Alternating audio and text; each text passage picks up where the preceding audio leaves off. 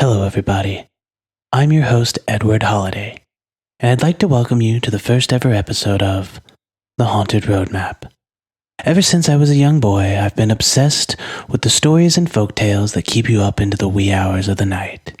And my mission with this podcast is to compile a list of stories and places that strike the imagination and make you think twice about turning off those lights. And with that, let's find our first destination. Here we see a forgotten cemetery, a place of rest for the souls of yesteryear. But underneath this quiet necropolis lie some inhabitants that refuse to cross over to the other side. Its name, Peace Church Cemetery, and it's located just 5 miles outside of the heart of Joplin, Missouri, and it's our first stop on the Haunted Roadmap.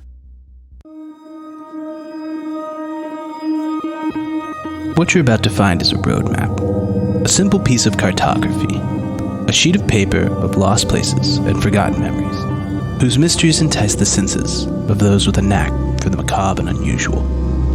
As you embark on this trip ahead, make sure to stick to the Haunted Roadmap.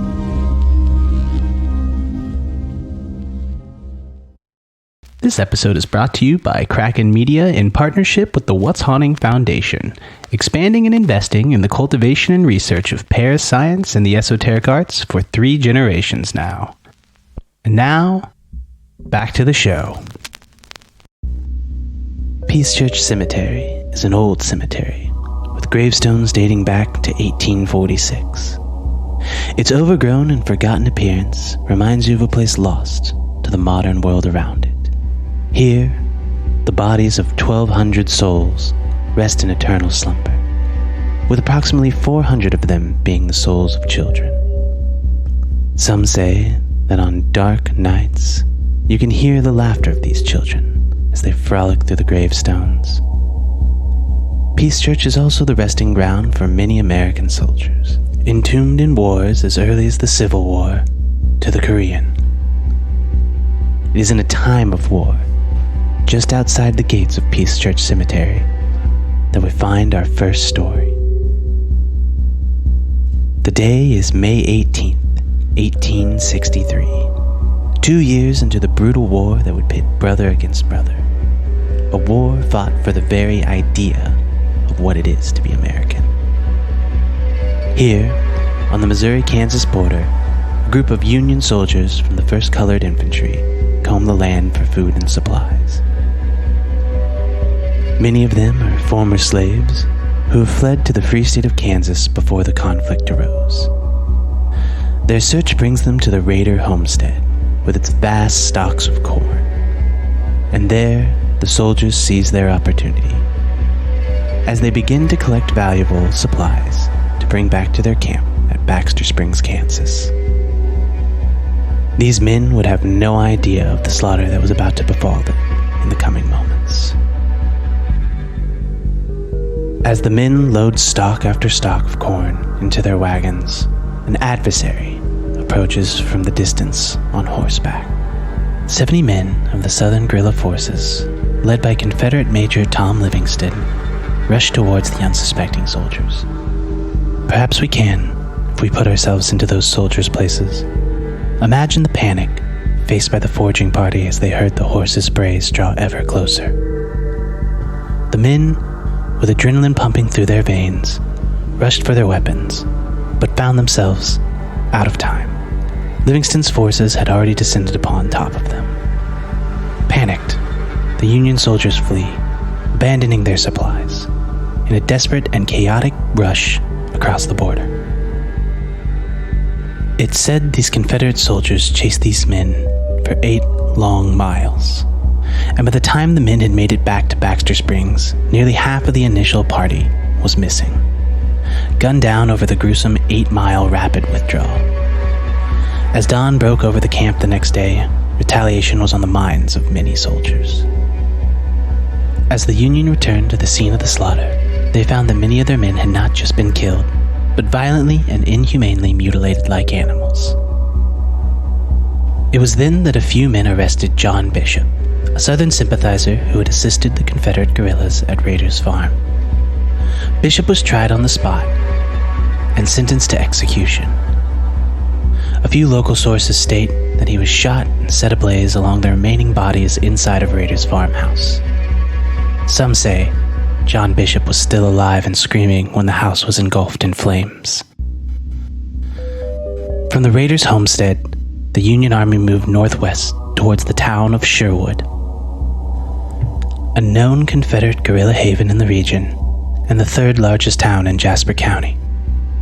There, the armies would wage a scorched earth policy on all of the 250 inhabitants, burning their homes and businesses. Sherwood would never be built again, and stays to this day as a haunting reminder of one of America's darkest conflicts.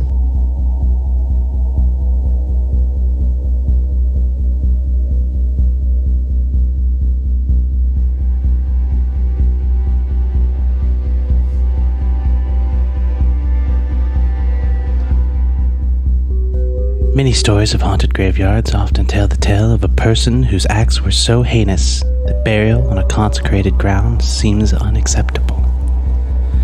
And so, they must be buried outside the perimeter of a churchyard. For many convicted of devil worship, witchcraft, murder, and suicide, burial outside of these holy grounds are the closest that they'll come to resting with their loved ones. There, they're forced to wander for eternity, looking for a semblance of their waking life. Peace Church Cemetery has one of these residents, ever stalking the region just outside the gates of the old cemetery grounds. His is a tale of vengeance and the open road, and his actions have been the thing of legend for both song and the silver screen. This devil from Joplin has one moniker that many know him by today, and that moniker is the Hitchhiker.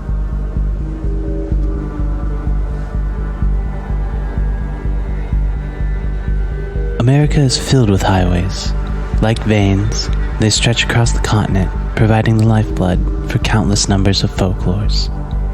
These seemingly endless and vast tracts of pavement provide both freedom and danger for modern travelers seeking the thrill of adventure and the unknown. But in 1950, a monster stalked the highways and byways of the open road. Not a beast like the skinwalkers of the American Southwest, or the werewolves of legends, but a flesh and blood maniac, angry at the world he was brought into. His deeds were later pinned into the last dying recordings of the iconic 1960s band, The Doors, and their final song, Riders on the Storm, a fever dream of the immortal Jim Morrison. But this writer himself was no fiction of Morrison's vivid imagination. His actions stretch back nearly 2 decades prior. Billy Cook Jr., or as he was later known by Time magazine as the Hitchhiking Killer, was responsible for a number of brutal kidnappings and murders between his home state of Missouri and California between the winter of 1950 and 1951. His life was one of vengeance and malice, not avidly known by spectators who viewed the wholesome era of the 1950s America. But what drives a man to such violence and such rage? And more importantly to this podcast, what does it have to do with Peace Church Cemetery? William Cook Jr. was born on December 23, 1928, to poor Missouri parents in Joplin. Although little is known about Billy's formative years, we do have insight into a few key misfortunes that possibly influenced his formative years as a young man. At the age of 5, Billy's mother would pass away unexpectedly, leaving his father, a local railroad worker, in a difficult position of being the sole parent and provider to Billy and his 7 siblings. But fate would continue to be unkind to Billy and his siblings.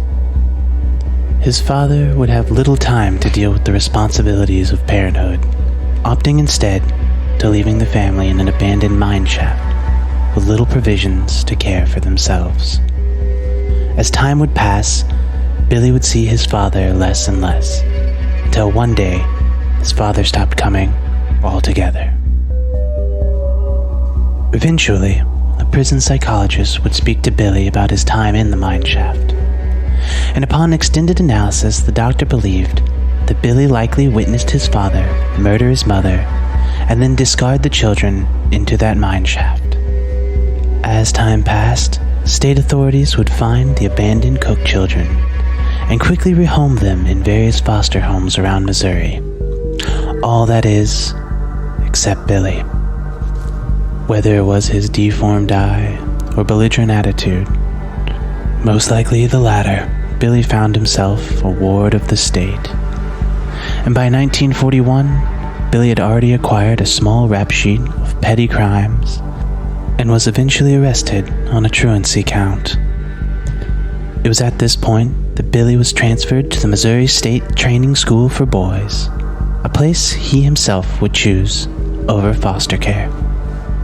Here he would stay until 1943, when he was arrested yet again and sentenced to 5 years in Boonville Prison on an assault charge.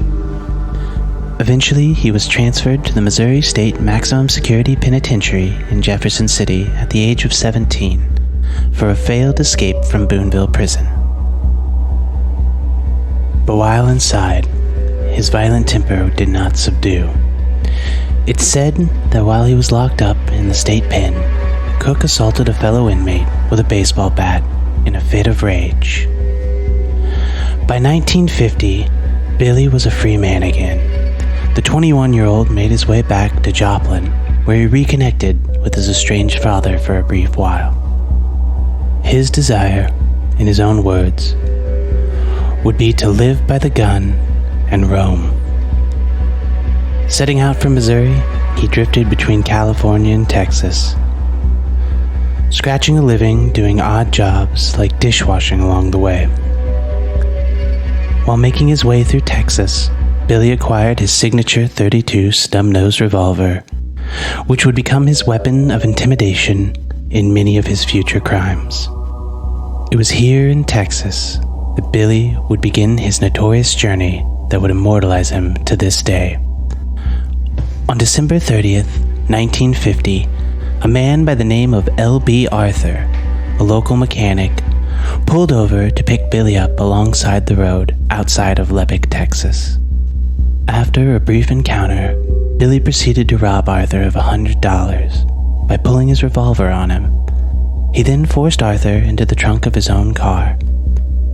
Arthur would eventually escape the car by wedging the trunk open with a crowbar and disappearing down a few side roads. Mr. Arthur was lucky to have escaped the car with his life. Unfortunately, not everyone that would meet Billy would be so lucky. The car Billy stole would eventually run out of gas in Oklahoma. There, Cook would once again pose as a hitchhiker along the open road. A few days later, Billy would see his path cross 33-year-old Illinois farmer by the name of Carl Moser, who had been traveling to New Mexico with his wife Thelma and their 3 children, Ronald, Gary, and Pamela. For the next 72 hours, Billy would terrorize the Mosers, forcing them at gunpoint to drive all over the American West, eventually ending back in Joplin, Missouri. Perhaps out of fear of getting caught, or the sense of time running out, Billy unloaded his revolver into the family, killing all 5 of the Mosers, as well as their family dog. He then proceeded to dump the bodies in an abandoned mine shaft, located not far from the intersection of 3rd and Oliver in present-day Joplin, Missouri. He then loaded himself back into the family car and set off for Oklahoma, eventually dumping the car outside of Tulsa.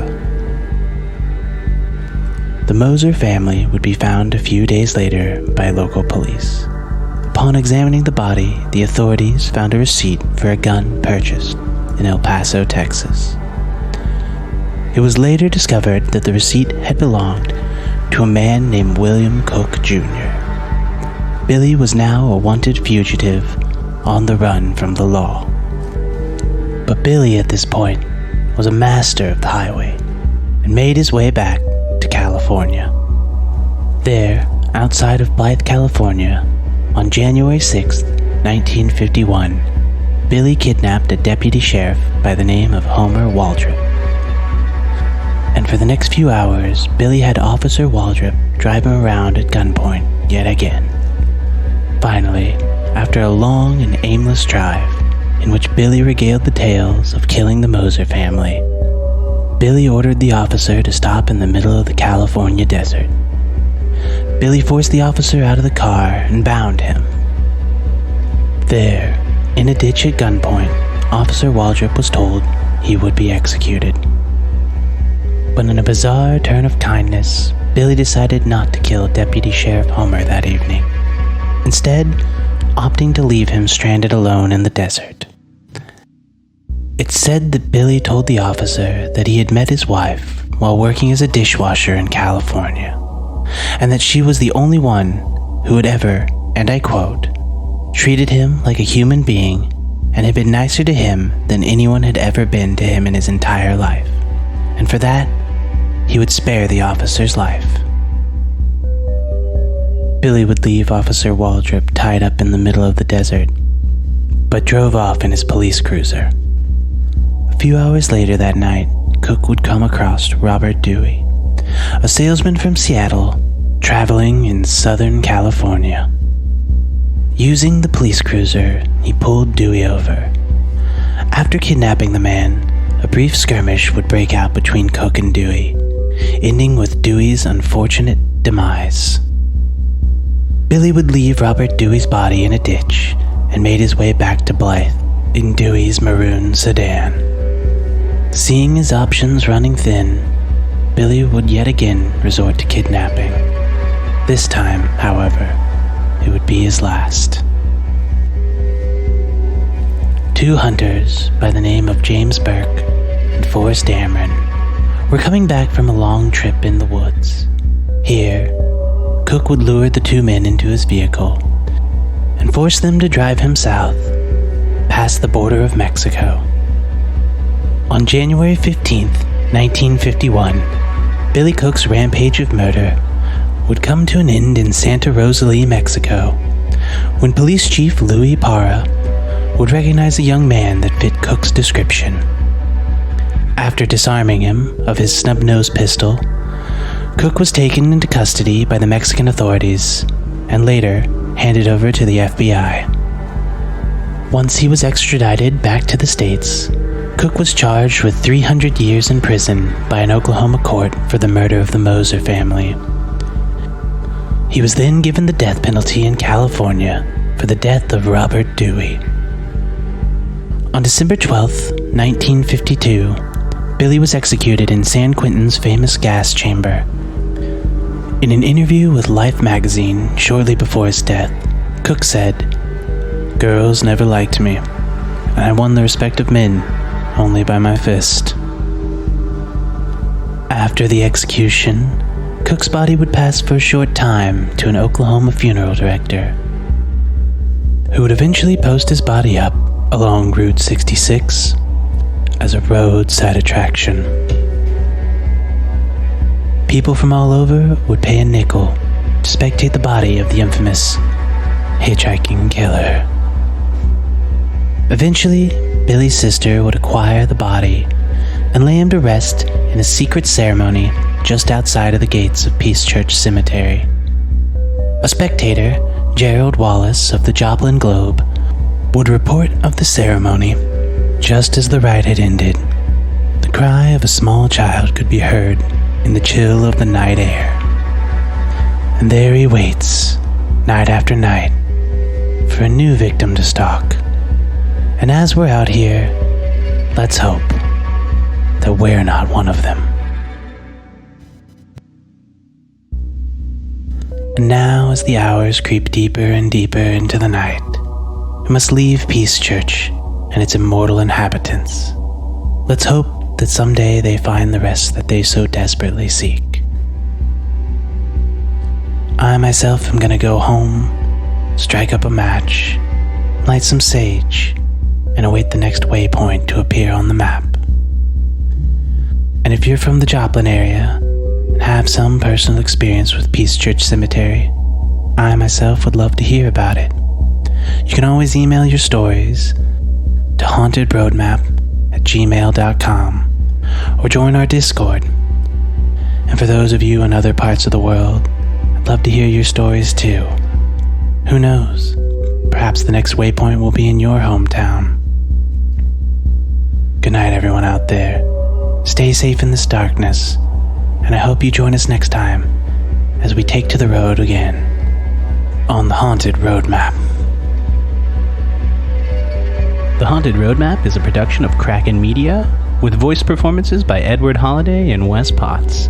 A special thanks goes out to our musical talent, Alex Kahneman of TV Magic, who wrote our intro song as well as all of our background tracks. And our show script was written and edited by Wesley Potts and Chloe Massengale.